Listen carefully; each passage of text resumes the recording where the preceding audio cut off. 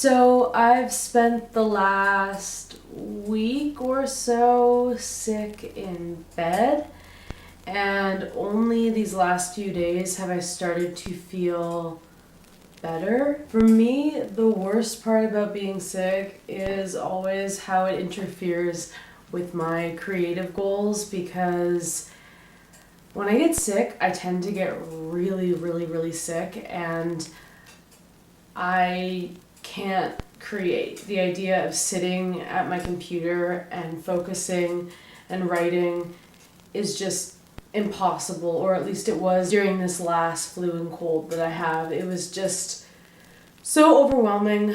I could barely do anything. I could barely even read, let alone write or make music or draw. I did draw like 4 bushes one day because I was trying to figure out, how do I want to draw bushes? And I was so bored, and yeah, it took me like 3 hours to draw 4 bushes, but I was happy that I created something. I tend to start feeling really down when I'm not creating, and honestly, even though my cold and flu is pretty much done now, I just have a bit of a cough.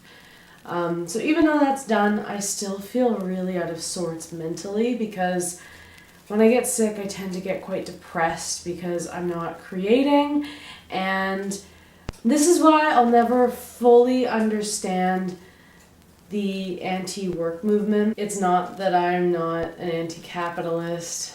I'm a socialist.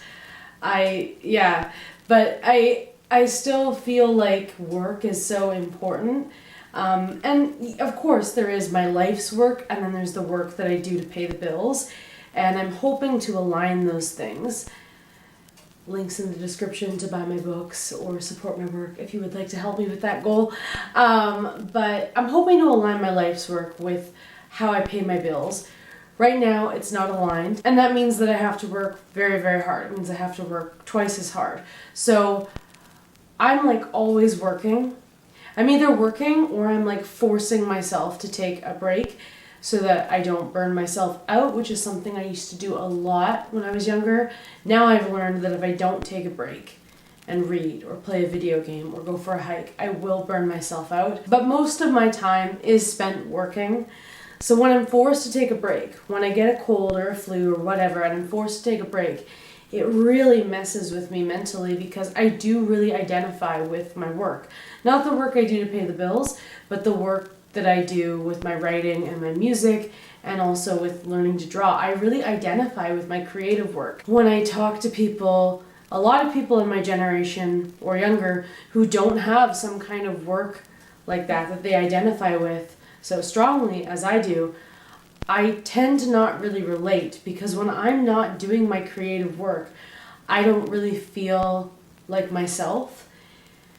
So yeah, having a cold or a flu, it really throws me out of sorts mentally. And unfortunately, the depression that I experienced during my cold and flu, it has stuck around.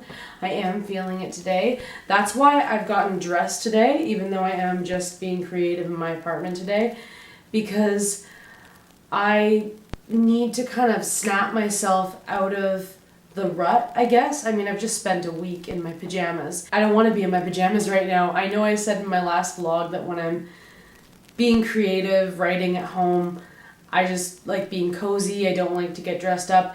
That is for the most part true, but when I've just spent a week in bed, I will force myself to get dressed just to kind of get myself out of the depression. So that's kind of where I'm at right now. I haven't done a lot of creative work these last few weeks.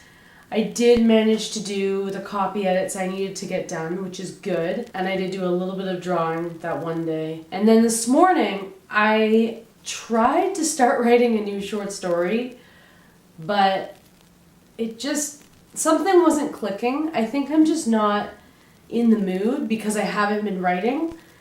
But I know that the only thing that's going to really get me into the mood is writing or reading, which, like, if today doesn't go according to plan, I will just go and read for the rest of the day. But I am going to try to do some creative work, because I know if I can even just get the story started, I know that it will just be the positive momentum that I'll need to get back into this place where I just feel so creative almost every single day. And that is why I prefer to write every single day. Like, I would rather write every day for an hour or two than do one big 8-hour day on the weekend. When I show up to write or create something every single day, I'm keeping it fresh in my mind. So even if I kind of have a lackluster day, at least I'm showing up and keeping the story fresh in my mind, or just keeping that practice fresh in my mind. It increases the likelihood that I will have a good day. But when I haven't written much of anything in like over a week, oh my god, it's getting started is really hard. It's really hard. So I did try to get started this morning on a new short story. I'm writing a short story about the fae. I have the main plot already laid out for me, because this is a backstory to something that will be discussed in the Near Impossible quest in Aurora and Luna. So the main plot is already laid out for me, and now I'm going to go into this particular character's perspective, Queen Sky's perspective. She's the fairy queen. I'm going to go into her perspective and write a short story about this horrible, traumatic thing that happened to her. So I started trying to write it this morning. I got 424 words, about a page done. I like all the points I'm making, but I just don't think I'm making them in the most emotionally satisfying way. It's a lot of telling and not a lot of showing. So what I'm going to do is I'm going to read through what I wrote, and I'm going to try writing it in a more dramatized way. I want it to be more active. It feels very passive right now, like I as a narrator am just telling you about Sky's life, and I really want to change that and make it more like things are actually happening right now as you read about Queen Sky's story. I think my tea is probably brewed now. I'm gonna go fix that, and then I'm gonna get into some writing. Oh, and I'm writing longhand because this is something I do basically anytime I'm having trouble getting started, or anytime I'm just like not in the mood to write, like if I've kind of forgotten about my passion, or just lost touch with my passion. I always grab my journal and write longhand, because for some reason that just triggers something into my brain. It reminds me of being a little kid when I would just write short stories on computer printer paper, and my mom would get mad at me for using the expensive printer paper, and I would illustrate them myself. Like, writing longhand just really connects me with the craft, reconnects me with the craft.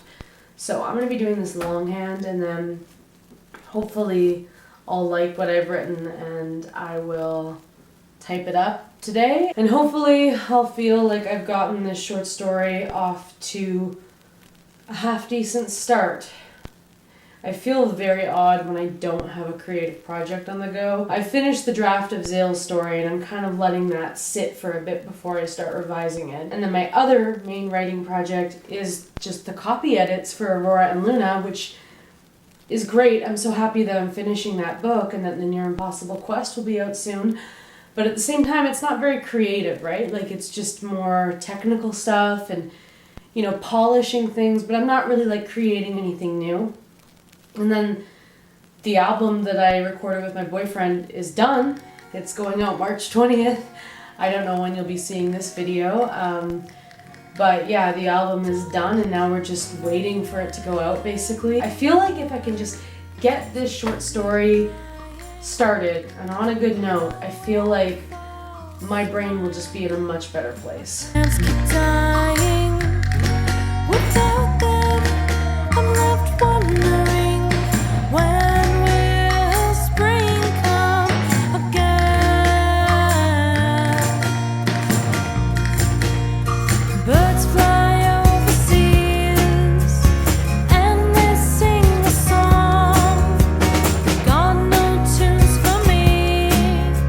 Still I sing along, growing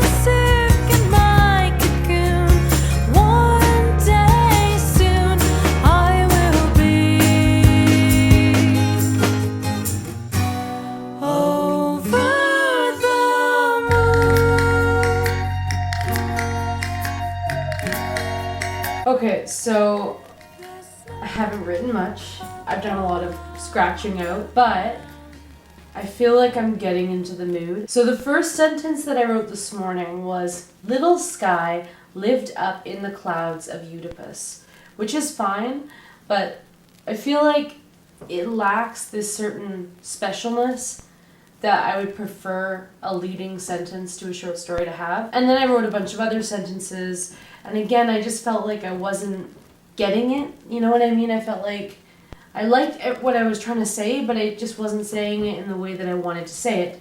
So I've been really working on that first sentence, which I actually don't advise that you get too caught up on your first sentence if you're newer to writing. Just because if you get too caught up on your first sentence, it's unlikely that you're ever going to finish your story. But as I've mentioned in my last few writing vlogs, I am working on writing a little bit more slowly these days and a little bit more methodically. And so I really wanted to nail this first sentence, and I think I got it. So what I have written now is this instead. "In the clouds that float above Utopus, there stands a castle of rose quartz and amethyst and moonstone. And in said castle lived a little girl named Sky." That just feels a lot more whimsical, a lot more fairy tale-esque, and a lot more what I'm going for. Not like to stroke my own ego. I'm not saying, oh, it's an amazing piece of writing. Like I just mean, I feel like I'm getting it. I'm getting into the mood. There's a mood that I like my writing to have, and I'm getting there. And that feels good, because this morning when I was trying to write this, it took a lot of willpower to not beat myself up over not just being able to like bang out a short story when I hadn't written anything in over a week. But I think I'm getting it. So yeah, I'm gonna keep going. Also, side note, I actually can't remember if the castle, the fairy castle, was made out of amethyst, rose quartz, and moonstone. It might just be rose quartz with amethyst accent. I can't remember. I just know those are the three crystals that the fairies tend to gravitate towards, but I can't remember if it was all three, so that's like a fact. I'm gonna have to go and check later when I type this up and when I revise it. The snow upon the ground, fog in the sky, stuck in the longest night, trapped in Yuletide, can't see the stars, I'm left wondering, why has winter come again? So I think I've gotten to the point where, whoa, it's really raining outside, like a hailstorm. I think I've gotten to the point where I need to stop narrating and start dramatizing. And basically, if you don't know the difference, narrating is telling a story. Like, once upon a time, there was a princess named such and such. She was this, she was that. It's telling the facts as a narrator rather than showing the facts through a dramatization, if that makes sense. There's a lot that I've told, and I don't mind doing a little bit of that, because the thing about narration and telling is that it can have a very fairy tale-like quality to it, and I love that. So I have that for the first paragraph, and even a bit of the second paragraph, but I think at this point, this is when I've got to start showing rather than telling, just because I think the story is going to be more interesting this way. I've told the reader a lot about Sky's education and her upbringing as the fairy princess, and instead I need to just have a scene where she's maybe in lessons and her instructors are talking to her and she's interacting with the other fairies. I think that will be more powerful. But oh my god, I spent a week not writing. I feel so out of practice, but I am liking the way I've rewritten this so far. What I've written so far, it's still narration, but it's better narration with language and prose that actually hooks you into the world and hooks you into the atmosphere. And now I'm gonna take everything else I wrote and turn it into an actual scene. Birds fly overseas and they sing a song. Got no tunes for me, still I sing along. Growing sick in my cocoon, one day soon I will be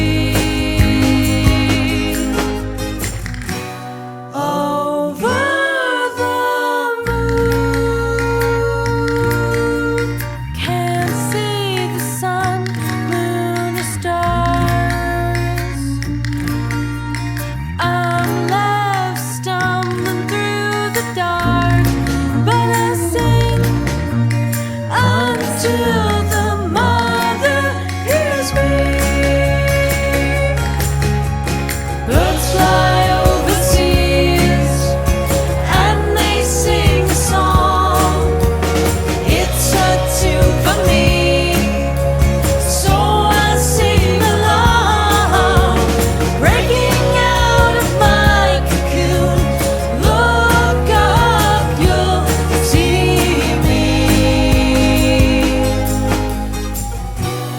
over the moon.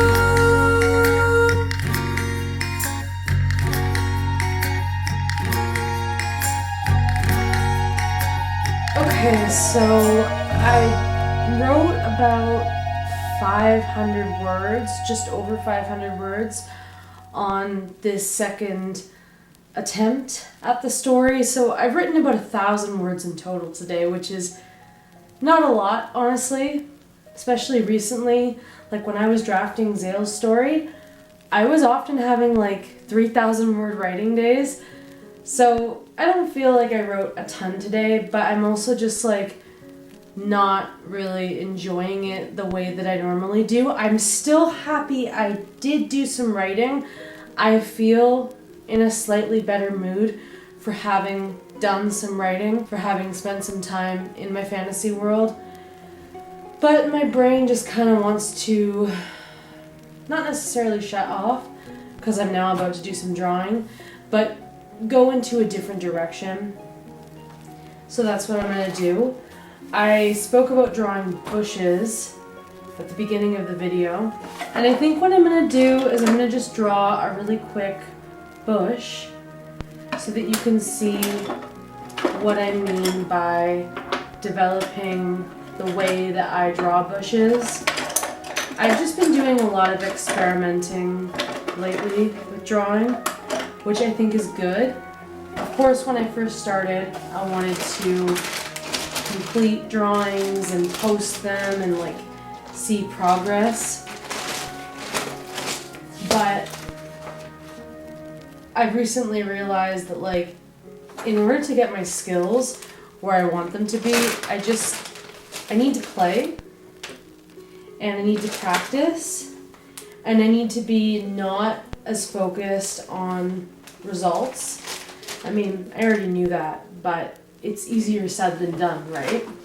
So I have just been doing a lot of practice, and then, yeah, the other day when I was sick, but I had like a little bit more energy, I put on Harry Potter and the Philosopher's Stone, and I watched that movie, and I drew bushes, and I just experimented with the way that I want to draw bushes. So I'm going to draw one of them for you now. So yeah, it wasn't like my best writing day by any stretch of the imagination, but I'm still glad that I wrote something.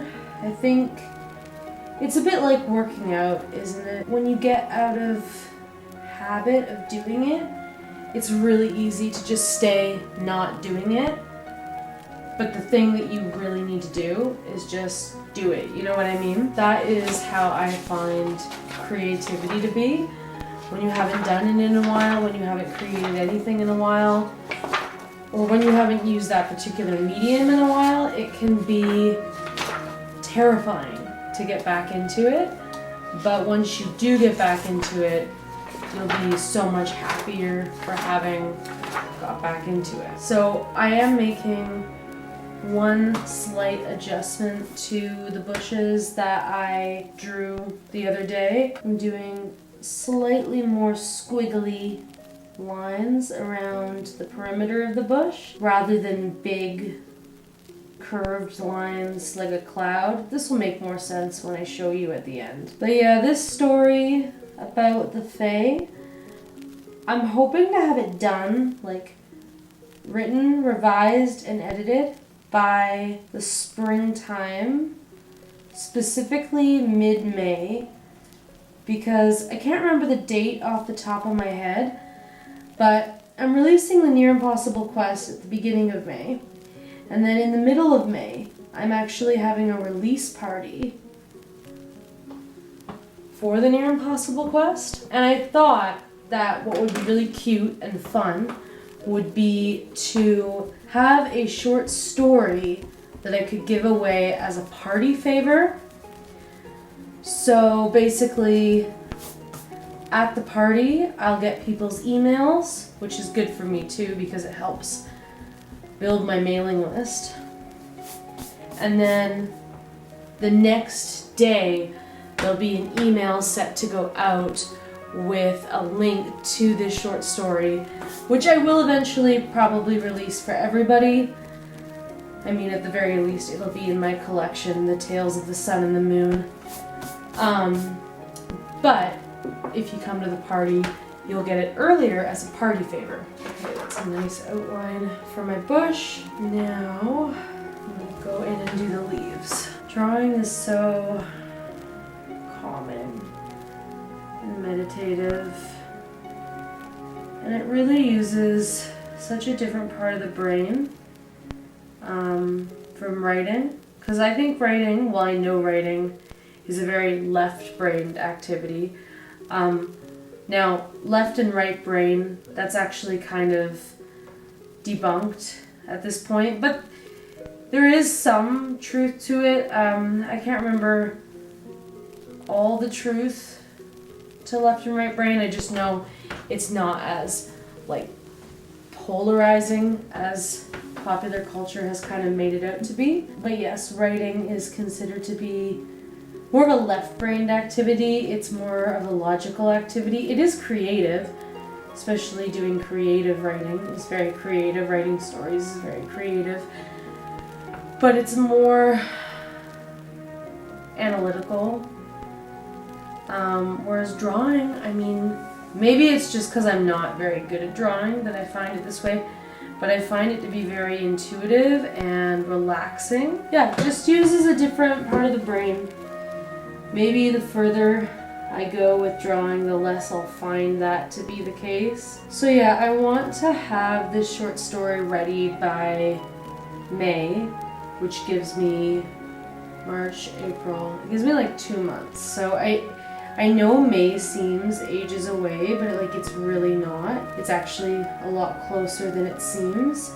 And so I have to work to get this story done if I want it done by my party. And I really do want it done by then, because not only is this just kind of like an important story in my opinion, but also I think it would be so fun to give that away as a party favor. So I wish I had had a stronger start, but at the same time, I'm not gonna beat myself up for not being able to just jump back in at the pace that I was working before I got sick. Because taking a week off, being forced to take a week off, it kind of put an end to my momentum, which sucks. So today I wasn't really expecting myself to have a brilliant writing session. I was just asking myself to show up and see what's there. Start writing the short story that I want to write. Even though I didn't get lots done the way I normally might be able to, I'm happy I showed up. I think showing up every day or close to every day it's powerful. It's really powerful.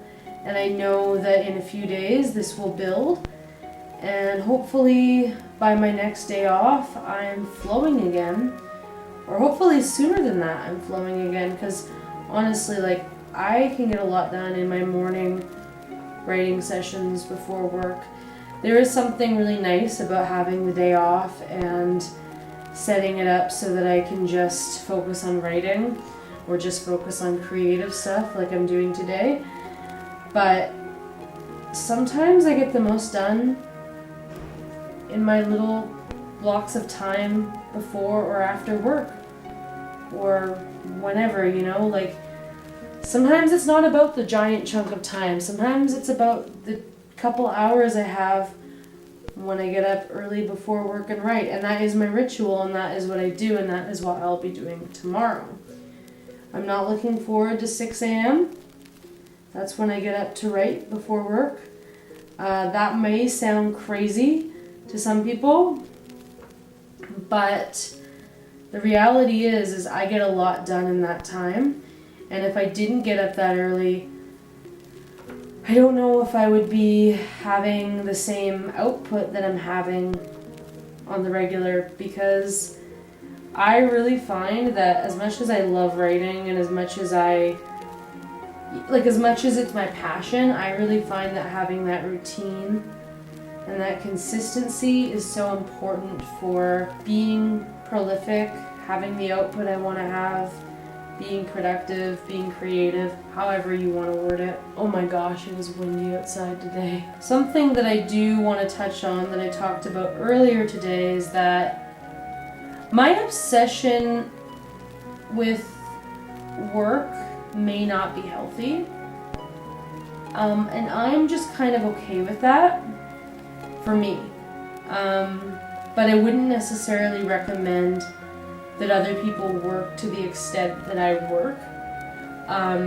Now, of course, my work that I'm talking about here is my creative work, so it's not like I'm doing like manual labor or like it doesn't feel like work, but at the same time I do work very, very hard on my creative projects, and my obsession with doing so may not be healthy. And in fact, I already know that in some ways it really isn't healthy. I mean, I really identify with my work above all else. And that's a bit scary, because on days like today when I do feel creatively blocked, which I don't really believe in, but you know, I'm a human being, so I do still feel that from time to time. So on days like today when I am struggling to get into my creative flow, or like I'm feeling uncertain about what I'm doing, how do I word this? I guess it's just easy to not feel like it's easy to feel like I don't know who I am, and I don't think that's healthy. Like, I don't think it's necessarily bad that I'm frequently working just because I love what I do so much, and during times when I can't do my creative work because I'm sick or whatever, I don't feel as happy. But at the same time, it is a little bizarre that I just like don't know who I am when I'm not working. When I talk about wanting to write full time, or when I speak about wanting to not have to have a day job, it's because when I'm doing my day job, when I'm doing any day job, I don't know who I am. I know that sounds really weird, but it's because I'm being taken away from my creative work, and my creative work is my identity. And for me, I can't really seem to build an identity around things that aren't my creative work, and I don't think that's healthy. I think it's good to like know that you are not your work, even if you love your work. Like, even if you're on a mission to create something or do something wonderful for the planet or whatever, like whatever your work is. I mean, I don't necessarily think I'm doing something wonderful for the planet. I just mean, like, I think this applies to all kinds of work, be it creative work or be it more altruistic work like teaching or whatever. I don't think it's healthy to feel like you don't know who you are outside of the context in which you're creating or producing something. So I already know my obsession with work is not healthy. And yet I'm kind of okay with it. But it has made certain times of my life really hard. Like when I was going for a traditional book publishing deal, that was really hard because I really felt like I needed to have that deal for whatever reason at the time. I'm not going to get into that here, but because I really felt like I needed to have a traditional publishing deal, and that wasn't happening for me, I actually felt invisible as a person. And that year was really hard because I felt so invisible. Like, it just felt like I didn't exist. I know that sounds really crazy, but that's how I felt when I couldn't get a literary agent and by extension couldn't get a publishing deal. Back when I was too afraid to self-publish, like why that felt so bad, all of that was because it just felt like I just didn't exist because my book wasn't getting put out into the world. So I am so grateful for indie publishing and for how freaking easy it is to publish these days. Like, I am so grateful. We are so lucky. Or for the fact that I can just film this YouTube video and post it. Yeah, doesn't mean anyone's gonna watch it. Maybe only 2 people will watch this. Maybe no one will watch this. But I can still record my thoughts and put them on the internet. I can still write a book and publish it, even if no one reads it. And for me, it's not that I need to like have tons of people watching or reading or listening. It's more just being able to create it and put it out. That, I mean, of course I want tons of people reading and listening, but just being able to do the work and put it out and know that someone could listen or could read it, that fulfills me and makes me feel like I have an identity and makes me feel alive. But when I was not publishing, I felt so very not alive.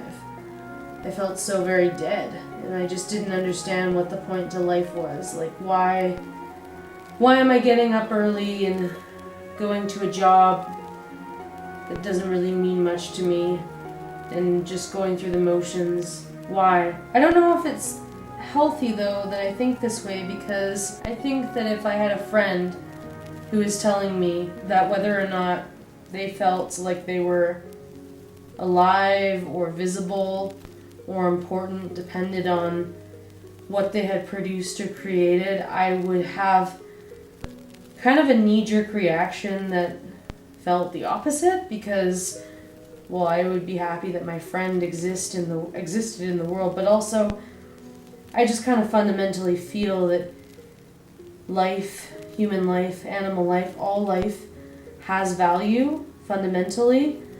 I don't know why I feel that way. There's not really a logical reason to feel that way. It's totally emotional reasoning. I won't even put out a mouse trap that kills mice. We've had mice in our apartment, and I put out a live trap. We caught a mouse last night and we took it far away from the apartment. But I won't put out a mouse trap that kills mice because I believe their lives are valuable, and there's not really a logical reason to think that. A lot of people might argue otherwise, but that's just how I feel. In my own value system, I would think, if I wasn't myself, that my life had value beyond just creating and working, but for some reason, if I'm not creating, if I'm not writing the Sun and Moon Saga, if I'm not building New Camelot, if I'm not working on my skills, if I'm not writing books, if I'm not recording albums, if I'm not promoting my work on social media, if I'm not doing something for my journey as an artist, I just feel dead inside. And that's why, even though I do feel a bit depressed today, and I didn't really want to get started with writing, that's why I pushed myself to write anyways, because I know that not writing will make it so much worse. But that said, I don't know if that's healthy. And this is where, like, I've got to find some kind of balance, because it's not good to be so obsessed with work that you can't take a break. And I've been there, and I always risk going there. I've gotten a lot better. It used to be that if I got sick, I would actually have like a full-on mental breakdown while sick, which obviously is not good for you when you just need rest. It's not good to have like a mental breakdown. But I would just be like, oh my god, I can't work, I can't do this, I can't do that, I'm out of my routine. And yeah, I've gotten a lot better, but I still have a hard time with it. Because, I don't know, I guess just because I kind of value myself in what I can do, what I can create, what I can build. I value myself for my work, not just because I'm a human. And that's a completely different set of rules that I have for every other living thing on this planet. So it's very confusing. Thank you for listening to this little tangent. It got very philosophical. What do you think? Like, if you're a creative who's obsessed with your work and obsessed with creating and obsessed with being busy, being creative, making things, keeping yourself occupied, how do you feel about it? How do you find balance?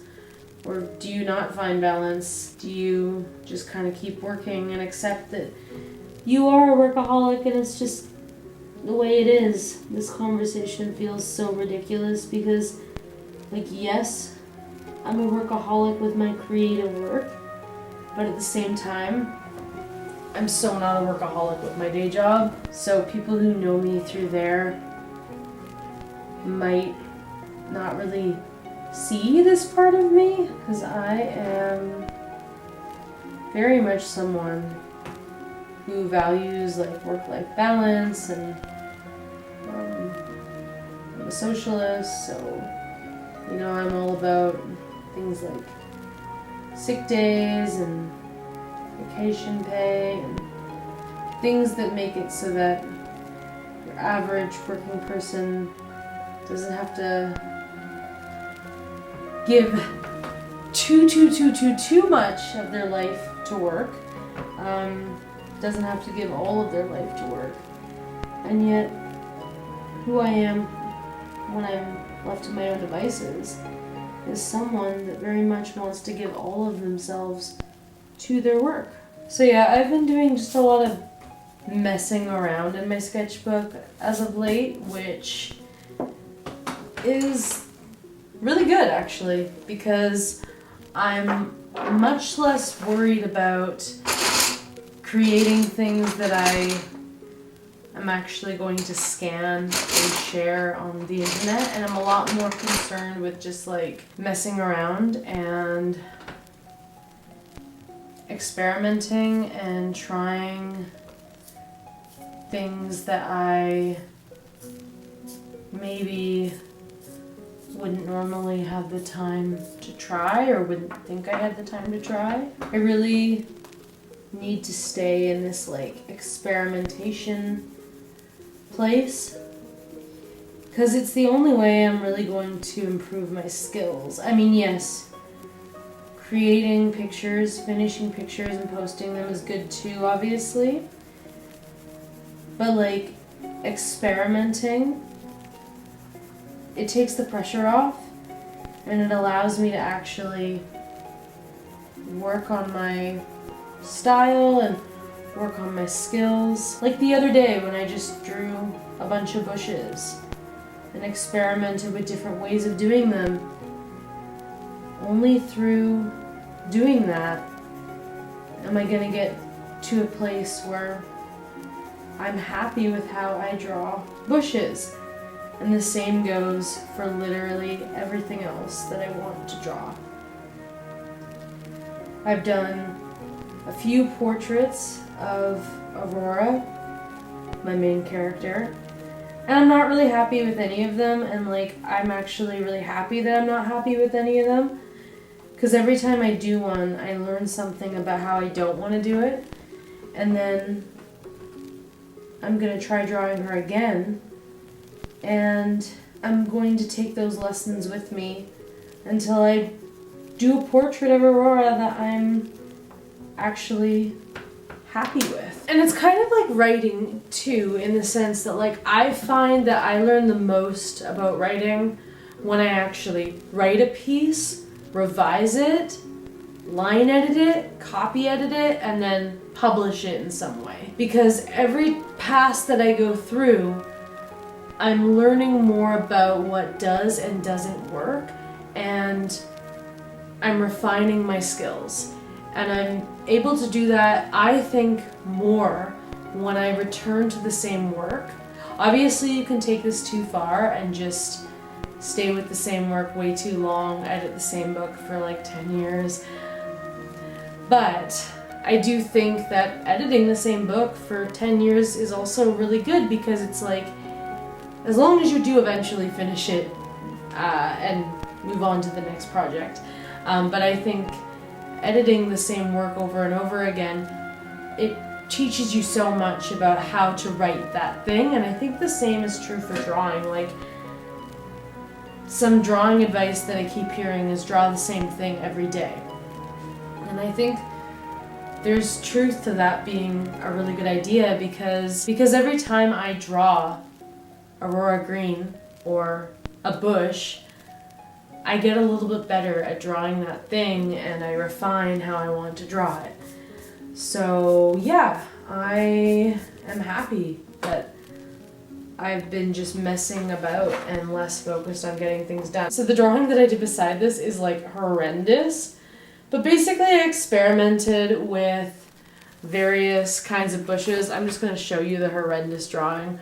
I was sick and I was bored. That's where this creature came from.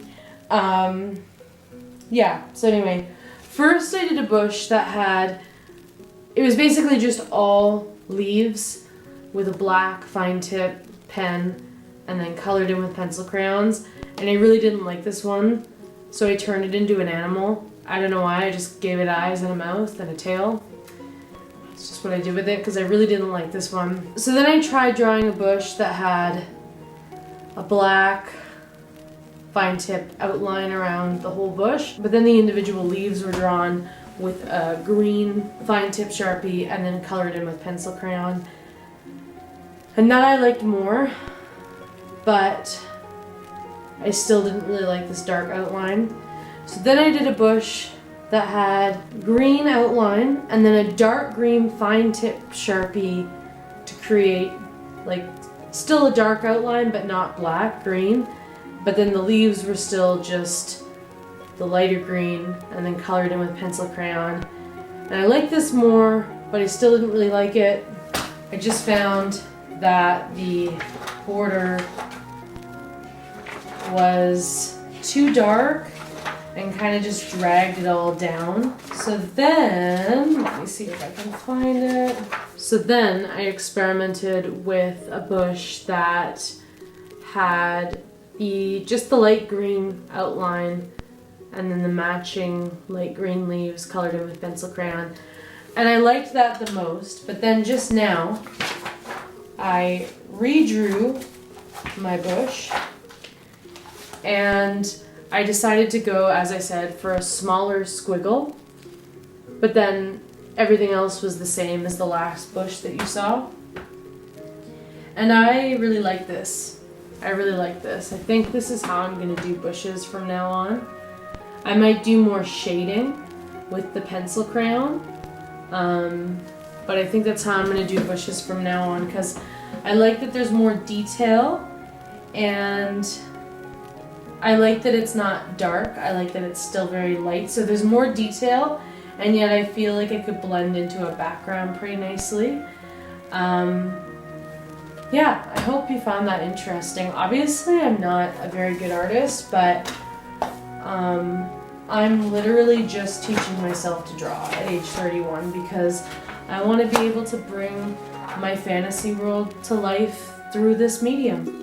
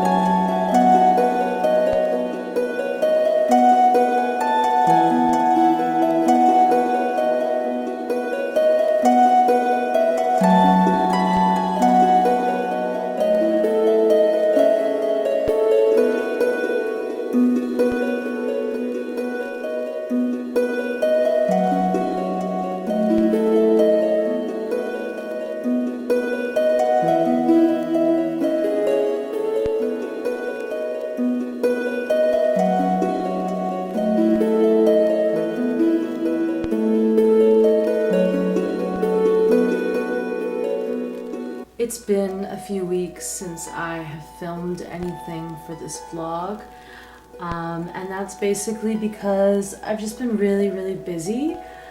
I have been, first off, doing the copy edits and now the proofread of the Near Impossible Quest, Aurora and Luna. And because I'm trying to hit this deadline, I'm trying to get it all finished by about Ostara, because I'm gonna take a little break for the equinox, as I do, and then I'm gonna enjoy a couple of days off. I'm gonna go on a day trip up Route 14, the British Columbia Highway. Me and my boyfriend are gonna do that together, and I think that's gonna be really nice. And I'm also gonna be going out for lunch and going to get a pedicure with my mom, so that'll be really nice. Basically, I'm just gonna take a couple of days just to be a human, relax, rest, replenish. I like to do this at least once a quarter, so every time the seasons shift, I like to take a few days off of writing, and because I know I'm going to be taking those few days off, I want to get all my proofreading for the Near Impossible Quest and Aurora and Luna done by that date, so that when I come back to writing, all I have to do for that project is format the book and publish it. I'm someone who finds having a deadline very motivating and very helpful. Otherwise, it's easy for me to kind of just never get around to things because I'll just get lost in daydream land. I've also been busy doing a lot of marketing for the Near Impossible Quest and for my band's album, which comes out on the equinox on March 20th. It may already be out by the time you're seeing this vlog, in which case you should go listen to it. I'm really proud of it. But yeah, I've just been making a lot of content for both the Near Impossible Quest and for my band's album. And I've also been doing the proofread, and I have like a very strict schedule for the proofread. And I also had to line edit, copy edit, and proofread the short story that accompanies my band's album, because we're gonna have that ready to go when we put out the album and the music video, so that like you could sign up to our band newsletter and then you'll get the short story sent to your inbox, kind of like how I have it set up with my author newsletter, where if you sign up for the newsletter you get the prologue and chapter 1. So yeah, it's probably already out by this point, honestly. Probably if you're seeing this video, the album is probably out and the short story is probably out. So go sign up for my band's newsletter. All the links will be in the description, and then you can read The Haunting of Miss Margaret. So there's just been a lot of things that I've had to do, a lot of tying up loose ends, a lot of finishing and polishing things, a lot of preparing. I've had to stick to a really strict schedule, and that's great because that allows me to get things done. But at the same time, it's not always the most, it's not always where the creative work really happens. Like for me, I find there's kind of this delicate balance of like femininity and masculinity. If I'm too feminine and I just like go with the flow of whatever, I tend to start a lot of things but not finish a lot of things. So I tend to be very creative, but at the same time, I don't necessarily finish those creative projects, so they don't actually go out into the world. Whereas if I am in my masculine mode, yes, things get finished, yes, things get done, yes, things go out into the world, but also I don't necessarily get a lot of creative ideas, or the ideas may be there, but like maybe I just don't have the time or the bandwidth to act on them. And that's been the case with the short story that I've been working on. The story that is about the fairies, and specifically my character Sky, who you will meet in the Near Impossible quest. And this is, I mentioned in the other clip, this is a backstory for something that happens in the Near Impossible quest, or for something that's mentioned in the Near Impossible quest. Basically the thing that gets mentioned, I'm actually writing now. Yeah, I think it's been has it been 2 or 3 weeks? I don't even know. Life has just been so busy. It's been so busy. I've been very happy though. Very, very happy. And I think I mentioned in the last clip that like when I'm not working on my creative work, when I'm not doing my life's work, I don't feel very good. And when I'm doing my life's work, I feel good. So even though things have been really, really busy, and even though I haven't had as much downtime as I would have maybe preferred, or maybe I just haven't had enough downtime for like this story to have room to bloom and blossom. Even though that's the case, like I've been very happy these last few weeks, because I have been busy working, finishing the Near Impossible quest and doing a bunch of marketing for these 2 projects, both book and band, that I am really proud of. And yeah, in the last clip, like I was just editing some of the footage today before I got into writing, and it was like I could see how sad I was. Well, sad's not really the right word. I could see how just depressed and just out of sorts I was, and I really love that I was trying to get back into my rhythm, my routine, my flow. Like I love that I was trying. I had put on that outfit with the cute purple hat and the moonstone necklace. I was doing things that I knew were gonna make me feel more like myself. I was writing, I was drawing, but I can also just tell that I was just feeling so not good, just so out of sorts. And I remember that night, I felt worse. I felt worse and worse and worse. It was just a case of like, I just didn't want to do anything because I wasn't in momentum. I had broken my momentum because I had been sick, and because of that, I was just in this like, I don't even know, this funk. I just didn't want to do anything. And I remember like I went and played Pokemon for a bit, and that was nice. I enjoyed that. Pokemon is one of the games that I go to when I'm feeling kind of low and like I just don't have the energy or the bandwidth for something that requires more focus or effort or strategy. Pokemon's like my go-to. I'm depressed and I want to distract myself and focus on something that's going to make me feel better game. Not that I feel like that often, and I think that that's sort of like part of why I was feeling so frustrated that day that I vlogged, is that like it's very, very rare that I feel depressed these days. I feel anxious quite often, but I don't usually feel depressed. I usually feel very happy and very excited, but I just felt so out of sorts because I had been sick for a week and I had done barely any creative work, and I was trying to get back into it, but I was so out of my rhythm. Like, I do creative work almost every day. I've either written or edited my writing, or did some drawing, or made some music, or performed, or just done something that feels like it's part of my life's work, part of my deep work, damn near every single day this year. I've taken the odd day off. Like I took yesterday off because I was feeling just very tired, you know? Just very, very tired, and I felt like I just really want to break.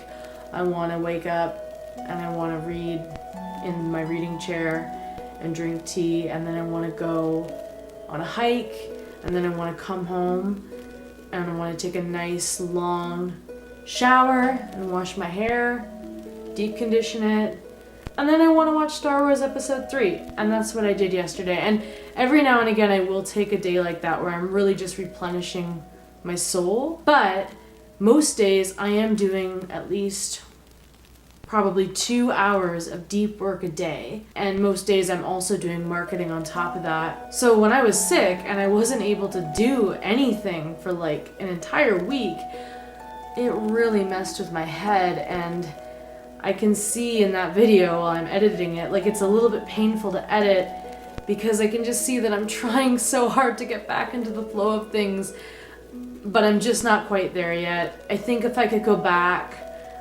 I would just let myself have the day to just read and play video games, maybe watch a movie or a show, just do things that feel good for me to like first give myself that feeling that I get when I take in art that I love, so that way I could fill my cup up and then my cup would flow over into my own art in a more like organic, natural way.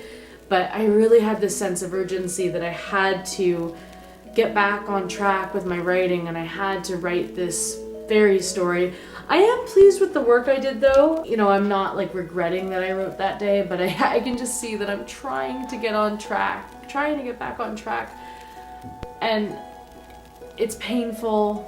And yeah, I remember that night, like I played Pokemon for a bit. That was okay, and then I went and made dinner, and like I just really didn't want to make dinner. I really didn't want to do it, but I did it, and like I just really didn't want to go to work the next day, and I just honestly really didn't want to do anything. I felt not, I didn't feel like myself. I know that sounds so weird, but like I really need my creative work. So while on the one hand I'm glad I was trying to get back into my flow, on the other hand, I wonder if it might have been better to just take that day for myself,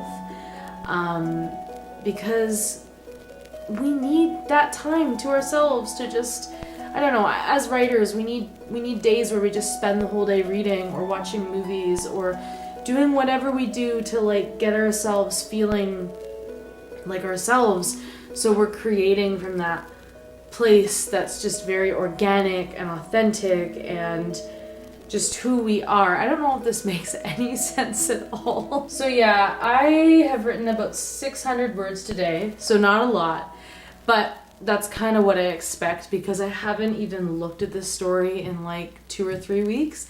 So I've got to kind of refamiliarize myself with the different plot points and what's going on and what needs to come next.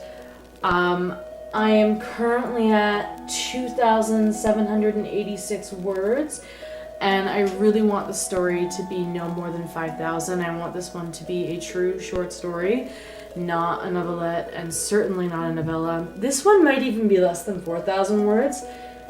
If the next 1,300-ish words are really economic and like accomplishing a lot in not a lot of words, if that makes sense. I think what I'm going to do with this draft is I'm going to really just get the bare minimum down, just get down what needs to get down, and then if I need to fill things in, if I need to add more plot points or flesh certain things out, I will. The thing is, I know that I need to hit certain points for it to tell the story of what is mentioned later on in Aurora and Luna, the Near Impossible Quest. But there might be other points that are necessary in the story for those points to feel the way I want them to feel, if that makes sense. But I don't know, and I don't think I'll know until I have kind of a bare minimum draft, a draft that just has all the bare minimum of what needs to happen. Like, for example, I'm going to try to make this as non-spoilery as possible, but there is a character who loses her parents, and I haven't actually introduced her parents in the story yet. Like, I've mentioned them, but I haven't had like a scene with her parents, and I'm wondering if it's even going to be impactful when she loses her parents if I haven't even had a scene with her parents yet. Like, even just saying this out loud, I'm like, obviously I need a scene with her parents, right? Like, otherwise why would we as the reader care? I mean, maybe we would care because, I mean, anybody losing their parents, it's sad, but I feel like even if I just added like a little teeny tiny scene in, maybe that would be good. But I'm not sure how or if I want to do that. Like, I think I just need to get the bare minimum skeleton of the story down, and then I can add more in when I revise it. I do a lot of my work this way. I mean, the further I go in my writing journey, the more I outline and the more I plan and prepare. But there's certain things that you just can't really plan or prepare. Or sometimes, like in this case, I just didn't have or take the time to plan and prepare. I mean, I sent a PDF of what I had written to my email, and then I was like, okay, when you have downtime throughout the work week, because I work in a job where there can be like a lot of waiting around, just like little 10-minute periods here and there. So when I have downtime, I will read through what I've written, and then I'll make notes on my phone about what I want to write. But I never did that. I just forgot, and it was a busy week, so I don't even know if there would have been time anyways. So now I'm here on my weekend and like I'm writing, but I haven't had that time to outline or that mental space to outline. So I'm kind of like, oh, I don't even know what to put in it. Like, I don't want it to go on too long. So I'm actually trying to keep my word count low. If I finish the first draft and it's less than 4,000 words, I think I'll be very happy with that. And I can always add more in as I revise. So that's where I'm at with this short story. I am very excited about this one because I really enjoy this aspect of the world building of New Camelot. I really love the Fairy Kingdom, and getting to dive a little deeper into it is really fun. Like, even just like the little things, like deciding what foods the fairies eat, and like more specifically what foods they eat at specific times in the year, like putting those little details in. Oh, I love that. I love paying attention to all the little details of my world building. I know that a lot of the cliche fantasy writing advice is like, don't get too bogged down in your world building. And I agree, like, you don't want to world build so much to the point that you never actually write anything. But I don't think that that is my problem, because I still manage to get things done. So maybe I take a little bit longer, or a lot longer, to finish a project than other writers because I'm world building and I'm focusing on details. But I like that about my writing because I think it makes the world richer and feel more tangible and real. And I'm not gonna name any names, but I really don't like it when I'm reading a fantasy book and it feels like the world was just kind of thrown together, and it could be any fantasy world. This doesn't mean that the world has to be super, super unique. I don't even think my fantasy world is that unique. I don't think uniqueness is its strength, but attention to detail probably is one of its strengths, because I think about everything, the clothing, the architecture, the food. I mean, I write short stories that are meant to be pieces of folklore from my world. I write folk songs that are meant to be folk songs from my world. I love all those little details, and I love feeling like I'm building a world that you can really get lost in. So yeah, I'm having a lot of fun with this short story. I love the Fae. I love this tea, by the way. Yesterday, before we went and hiked up by that waterfall, we went to this adorable, cute little honey farm, and we bought a bunch of honey, and we bought a bunch of tea, and I also bought a really nice jam. All things higgy. I know I'm not saying that word right, but all things cozy. So one of the teas I bought is I think it's called Sakura Blossom, and it's cherry blossom green tea, and it's absolutely delicious. And it's a really nice, like, mild source of caffeine to keep me going as I draft this story at 5:45 p.m.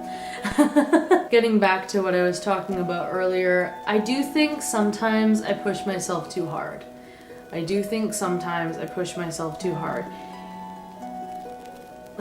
Like, even after having the epiphanies and breakthroughs that I discussed in my vlog, Hustle Culture Broke Me, like, I would say that I am in a more feminine place than I was last year in 2024.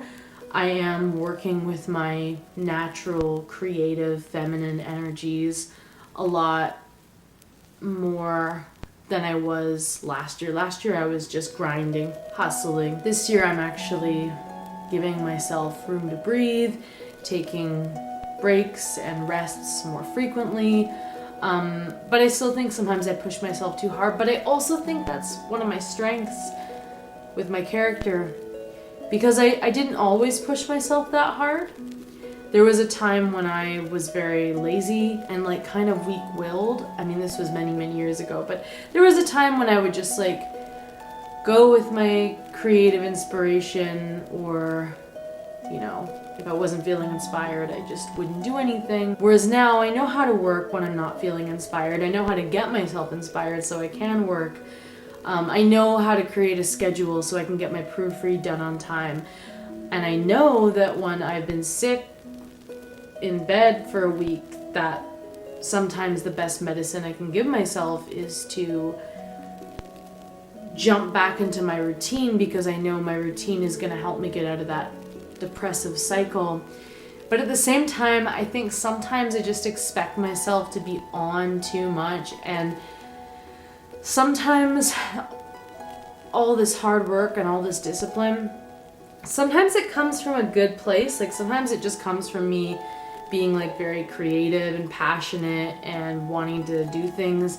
And other times it comes from a place of lack. It comes from a place of me feeling like I haven't done enough and I have to, like, overcompensate for it. Like, even with this short story, there's a part of me that wants to write it because I'm just, like, obsessed with my world and I love the fae, and I think this will be a really nice thing to accompany the Near Impossible quest. And, like, I'm just excited about it. I'm just excited to be writing this short story.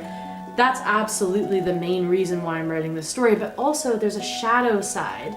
And the shadow reason is that one of my goals for the first half of 2025, January through June, is to draft as many short stories as possible. Not necessarily finish all of the short stories, like, not necessarily revise and edit and proofread and release all of them, but to draft as many as possible. And the reason why is because this first half of the year, my main writing project is to copy edit and proofread and publish the Near Impossible quest. Whereas the second half of the year, my main writing project is going to be drafting the Solar Queen. So in this first half of the year, I have that bit of extra space to draft these short stories, which I may not have in the second half of the year. So I kind of want to get the stories drafted now so that in the second half of the year, when I'm drafting the Solar Queen, I can revise and edit those short stories as I feel called to, and have things that I'm putting out while I'm working on the Solar Queen. Because when I'm drafting the Solar Queen, I'm probably just going to be drafting the Solar Queen. And I probably won't be writing very much short fiction. So I kind of want these drafts ready to go, like sitting in the oven baking, so that I can just, like, take them out and ice them and decorate them. This is a weird analogy. What am I doing? I hope that makes sense. Basically, my goal during the first half of the year is to draft as many short stories as possible so that I have lots in my well that I can pull out while I'm busy drafting the Solar Queen. And because that's my goal, and because it's now like a third of the way through March, and I've only drafted Zale's story, and I've only gotten this story started, like, I guess I'm probably over halfway through, so maybe I'm not giving myself enough credit. But because I've only done 2, not even, I'm like, that's not enough. I have this giant list of all these stories that I want to write, and I was hoping that I would have at least like 4 done by now. I'm just kind of pulling that number out from nowhere. Like, I didn't actually know how many I wanted drafted by now. I just wanted to draft a bunch. But this is also, like, just as a side thing, like, this is why I feel like setting really specific goals is better than setting really vague goals. Because if I just say, like, oh, my goal is to write a bunch of stories, like, what does that even mean? Whereas if I had said, my goal is to draft 6 short stories by the end of June, I mean, that's a very tangible goal. So because I just kind of made it my intention to draft a bunch, it makes sense that I've only drafted not even 2. But I mean, this isn't my main priority. My main priority is to finish the Near Impossible quest. So also, it should be said that Zale's short story is more like the length of 3 short stories. It's a novelette at this point anyway. I might edit a bunch of it out and it might become a short story, we'll see. But it's like 15,000 words from what I remember, so, you know, it kind of is. Like, I've drafted 4 when you think about it in terms of word count. But anyway, I catch myself just like beating myself up for not having done more short stories, and I get worried that they'll never all get done. And it's kind of like sometimes there's like this lack or this scarcity or this self-criticism that pushes me to work hard, and it's not always like as pure of an intention and a motivation as I want it to be. And this isn't meant to also be a self-criticism. It's more just me going, okay, sometimes I get caught up in like the hustle culture. I should be here, but I'm here. Like, no, the reality is I'm here. This year, I haven't drafted that much. I've drafted almost 2 short stories. Well, I've drafted a novelette, and I'm just finishing the draft of a short story right now. And like, maybe in other years I would have drafted more at this point, but I've also done the copy edit for the Near Impossible quest. I'm proofreading the Near Impossible quest. I've done so much marketing for the Near Impossible quest and for my band's album, and like, I just need to take a deep breath, come back to the present moment, and like, I just have to trust that like, whatever didn't get done yet, it didn't need to get done yet. I don't know if that makes any sense at all. It's just something I observe, is that like, even though in my video, hustle culture broke me, even though at that point, like, I did kind of have this breaking point where like, I stopped hustling and I started going more into like my natural feminine creative energy. Even though that was a big breakthrough for me, this is still something I struggle with. I mean, back in the fall, I had so many different things on the go, many of which I didn't really care about that much. Like, I was working on a lot of different writing projects that just weren't nearly as meaningful to me as the Sun and Moon Saga and the Tales of the Sun and the Moon are, because I was always told that my fantasy wouldn't sell, that it wouldn't be profitable, that it wouldn't be successful. And then in the fall, I realized, like, I'm tired of hustling, I'm tired of working on these other books that I just don't care about to the same degree as the Sun and Moon Saga, and I'm just gonna work on the things that I'm really, really authentically passionate about, and that's what I've been doing. But even in doing that, I've still slipped into some old habits of like hustling and grinding and like just kind of like mentally and emotionally punishing myself for not being as like productive or as accomplished as I feel I should be. I don't know what the solution is to this. I don't have the antidote. I think it's something that I'm going to be struggling with. Well, I'm not struggling with, but it's just something that I'm going to be faced with, I guess, for probably a long while, because it's going to take practice and repetition of me reminding myself, actually, you are enough. You are enough. That reminds me.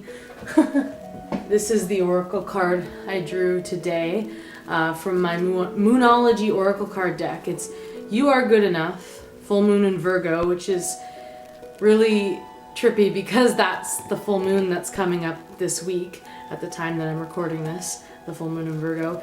You are good enough. And I feel like this is a message that I frequently really need. I am good enough. Last year I was working with a mentor and I found that really helpful in a whole variety of ways that I can't get into them all here. But basically, I was working with a mentor, and one of the most powerful things he said to me that I will never forget is like, imagine you're already the successful author that you want to be, and imagine that you've already written like 100 books and they're all successful, and now that that's who you are, what do you want to do? And like, that's the energy that I want to be creating from. I don't want to be creating from this place of like, oh, unless I do X, Y, and Z, like I'm not good enough as a person. Like, unless I have 10 books out, I'm not accomplished enough. Or unless I sell this many copies, I'm not accomplished enough. I want to create from a place where it's like, I'm just playing, I'm just exploring, I'm just having fun.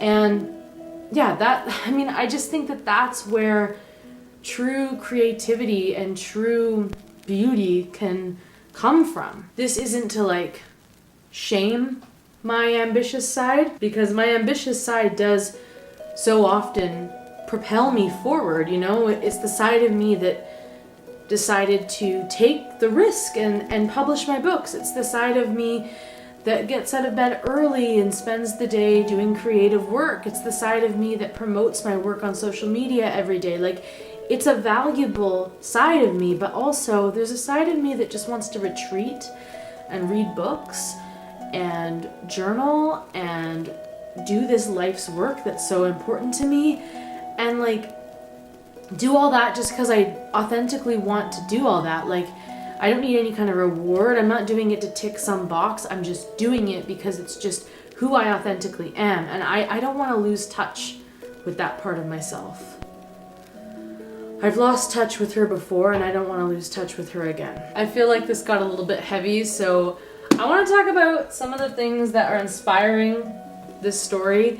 The fairy lore from my book, what inspires all that. So one of them is this collection of poems and illustrations by Cecily Mary Barker. I'm probably not saying that correctly. Basically, she is a poet and she's also an illustrator, which is a big inspiration to me.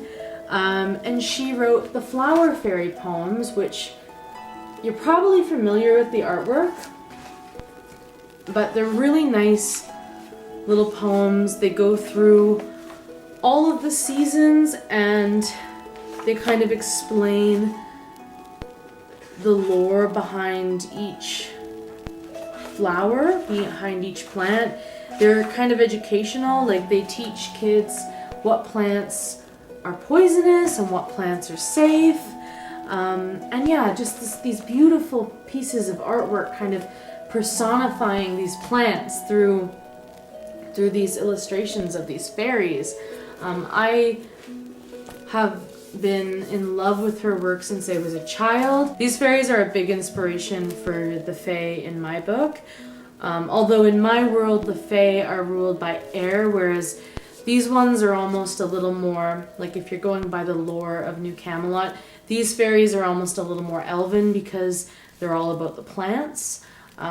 Whereas in my world, the fairies are ruled by the element air and the elves are ruled by the element earth. But nonetheless, I'm still very, very inspired by this woman's work. I also have a lot of fairy tarot cards and oracle cards. I think I have 4 different decks. So this deck is the Fairy Tarot by Radleigh Valentine, and I really love the artwork, and I kind of associate the fairies with springtime, but in this deck, each different suit is a different season. So autumn is earth, and winter is air,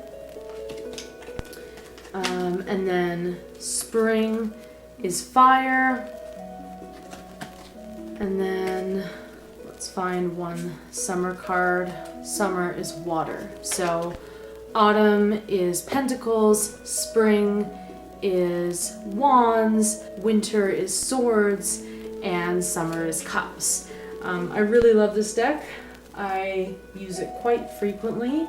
A lot in the spring and summer, but I also will use it year round because, I mean, it has all the seasons in it. And then I have these oracle cards, which I absolutely love. This is the Oracle of the Fairies by Karen Kay. Beautiful cards. That's the back of them there. And yeah, just beautiful artwork with these nice kind of simple messages.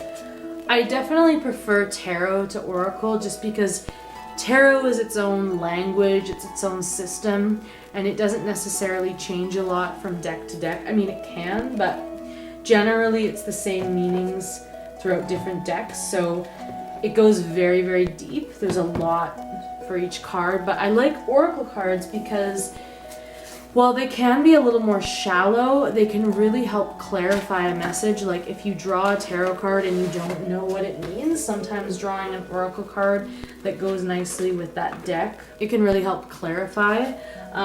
This is the Fairies Oracle by Brian Fraud, I think that's how you say his name. This oracle is a little bit darker. The fairies are a lot more creepy, but I really love this oracle too. Yeah, the fairies are a little bit creepy though, but that's okay.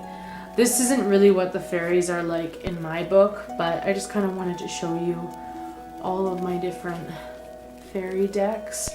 And this guy and his wife, they have a book of fairy tales that feature his art and kind of tell fairy tales like Sleeping Beauty or Cinderella, like from the perspective of the fairies in those stories. At least that's my understanding of the book. I really want that book. It's $50. One day I will buy it for myself, but I'm trying not to hoard books. I'm trying to actually read what I already have and only buy a book if I'm actually about to start reading it, like as soon as I get it, and not like just stockpile books, because I have a problem with stockpiling books. And lastly, I have this handmade, well, it's not handmade, it is printed, but it was handmade. This handmade fairy deck that I bought on Etsy many, many years ago.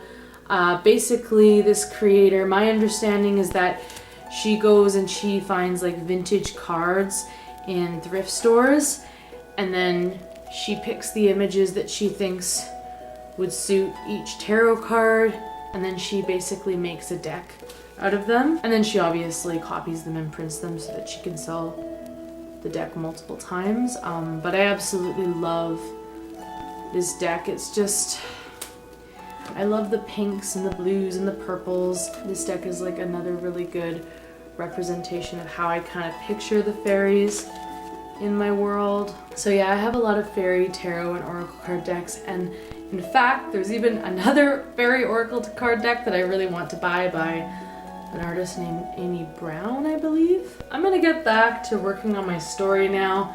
I'm hoping to finish tonight. I might not finish until tomorrow, but this candle here, this tall blue candle, if you're wondering why it's not lit, it's because I've already burned more than half of it, and I don't have a lighter right now that is tall enough to go inside the candle. So I had to start lighting this candle, which smells like lavender, which I love.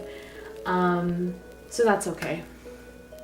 I just wanted to explain why that candle wasn't lit. So it's the next day, and yesterday I hit 4,050 words, if I remember the number correctly, which meant that yesterday I wrote just under 2,000 words, and I finished the story.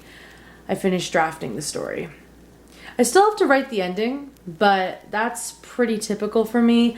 I tend to not write my endings until I've done the developmental edit, because I kind of just don't know like what tone to leave the book on until I've read through the book and done the developmental edit, because that's when I kind of know, okay, these are the themes of the book, this is what the book is about, these are the character arcs. And once I have all those big picture things really solidified, that's when I feel like I can write an effective ending. So I didn't write the ending, but I almost never write the ending when I'm drafting. So yeah, I'm gonna consider the first draft finished. But this is where I'm gonna end this vlog. If you're not already subscribed, then you should subscribe first to this YouTube channel, but then second to my newsletter, because everyone subscribed to my free newsletter will get entered to win a free book from the Sun and Moon Saga. I'm going to be picking one newsletter subscriber at random. It's a free newsletter and I don't spam, so why not subscribe?